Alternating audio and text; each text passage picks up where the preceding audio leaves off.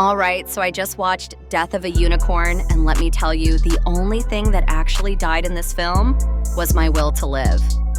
Okay, first off, let's talk about the plot. Death of a Unicorn is supposed to be about what? A unicorn's tragic end?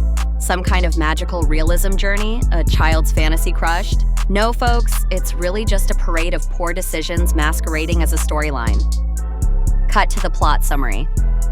The plot is confusing. One moment we're watching a lighthearted family movie, and the next we're diving into existential despair like someone decided to blend the never-ending story with Requiem for a Dream, but with none of the depth or magic, just a bunch of cringeworthy dialogue and plot holes.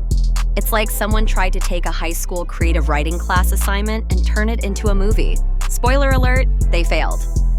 Let's talk characters. The protagonist, more like protagonist, what? They have zero personality. Seriously, I think I saw more character development in a bag of potatoes.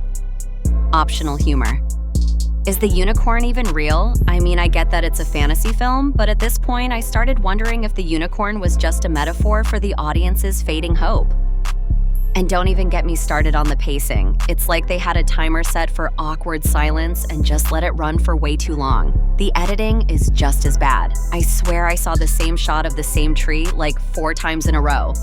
Someone called a film editor because they clearly lost their way. Or maybe they got distracted by rainbow-colored glitter and just gave up. As for the acting, yikes. I'm not sure what they were going for, but the actors looked like they were reading from cue cards in another language. And that one scene where the character is supposed to show emotion? Nah, more like an audition for how to look like you're thinking without actually thinking.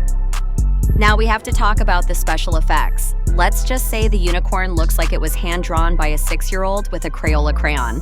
I mean, it's supposed to be magical, right? But instead, it looks like it came straight out of my cousin's basement during a VR gaming session. Seriously, I've seen more realistic creatures in an elementary school play.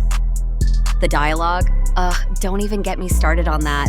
Every conversation is so forced. It's like they Googled emotional dialogue and just used whatever came up on the first page of results.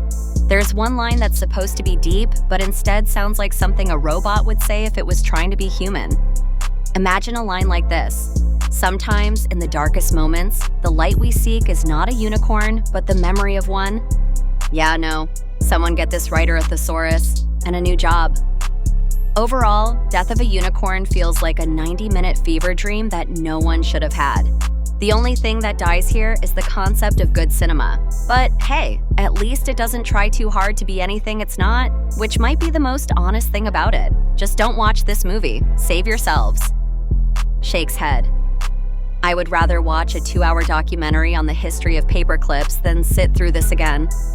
Anyway, that's my roast of Death of a Unicorn. If you still plan on watching it, well, may the unicorns be with you, because you're gonna need some magic to survive this disaster. Don't forget to like, subscribe, and hit that bell for more pain. I mean, reviews. Until next time, take care of yourselves and avoid movies like this at all costs.